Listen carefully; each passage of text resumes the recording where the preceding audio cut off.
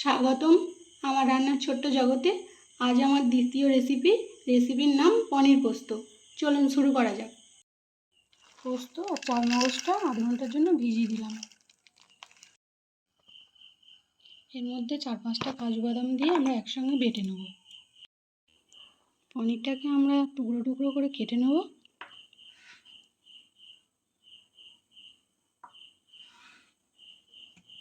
আমি এখানে সব উপকরণ নিয়ে নিয়েছি। এখানে রয়েছে আদা বাটা, টক দই, আর চারমগজ আর পোস্ত বাটা, পনির আর কাঁচা লঙ্কা চিড়ে নিয়েছি, আর কিছু গরম মশলা দিয়েছি তেলের উপর ফোড়ন দেওয়ার জন্য। এবার আমি পনিরগুলোকে ভেজে নেব। কড়া গরম হয়ে গেছে, আমি তেল দিয়ে দিচ্ছি। পনিরগুলোকে ভেজে নিচ্ছি।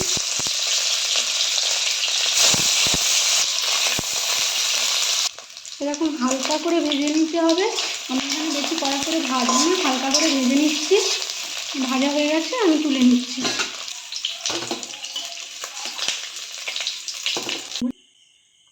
আমি এখানে আরেকটু তেল দিয়ে দিচ্ছি, গোটা গরম মশলা ফোড়ন দিয়ে দিচ্ছি, লঙ্কা কুচি, আদা বাটা,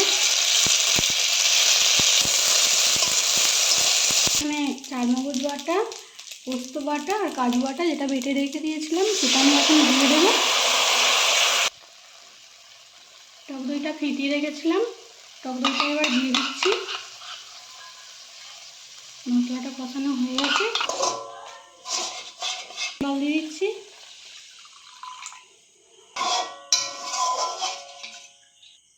পনিরগুলোকে দিয়ে দেবো।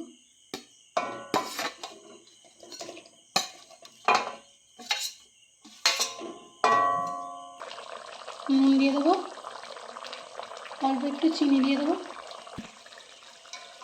এবারে এরকম গাঢ় গাঢ় করে নামিয়ে নেব।